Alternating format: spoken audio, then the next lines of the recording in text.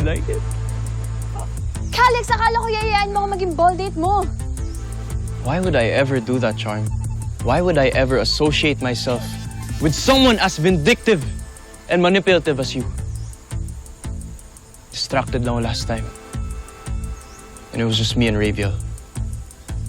Pero kanina, pantay na ang laban sa mga taga-West Block. You and Angel deserve what I did. Pinagtulungan niyo ako. So you really like that girl? Doon sa lie detector, nagsinungaling ka nung sinabi mong hindi mo gusto si Angel. Why her? She's just a nobody.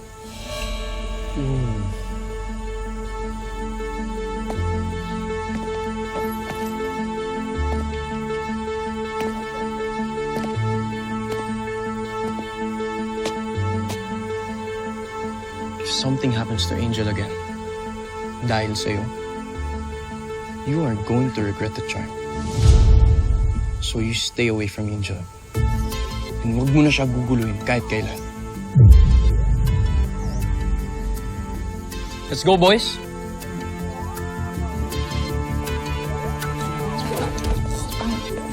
Bye-bye.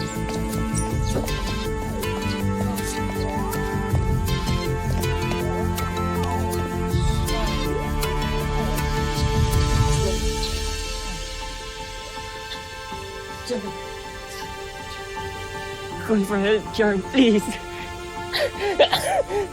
Charm, tulungan mo ako.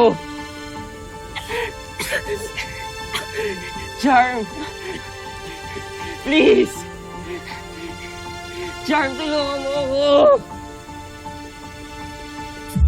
Charm! Charm!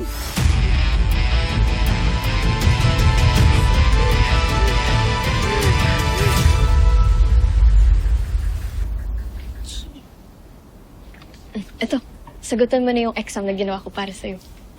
Dali lang yan. Nakaka-pressure naman to, Angel. Nakadiscuss mo lang sa akin. May exam na agad? Madali lang yan, kaya mo yan. Ay, Okay.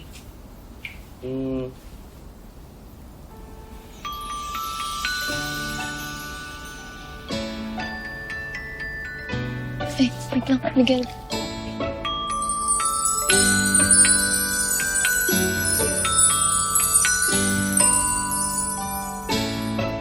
Pikit ka muna. Bakit? Pikit ka. What? Pili ka kung taas o baba. Taas. Taas. Okay. Tapos, mag-wish ka. Pero, huwag mo sabihin sa akin, ha?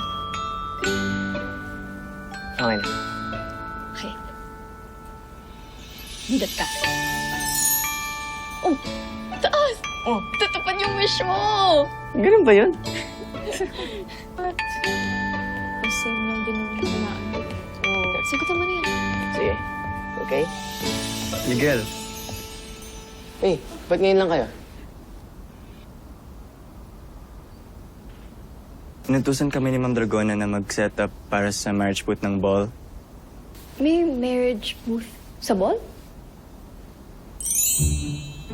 Oo. Tradition talaga yun dito sa Brighton Bay. Na kung sino yung mananalong king and queen ng Brighton Bay Ball, eh sila yung unang magbubukas sa marriage booth.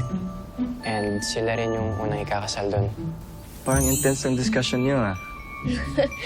Pinahulaan ko lang kay Miguel kung saan mapupunta yung eyelash niya, kung sa taas o baba. Ay, actually si Zayn yung nagturo sa akin nun, di ba? Oo. Ako nga pala nagturo sa'yo nun. Ikaw na, sagutan mo na yan. Kailangan mo ba ng isa pang eyelash para makapag-wish? Yes.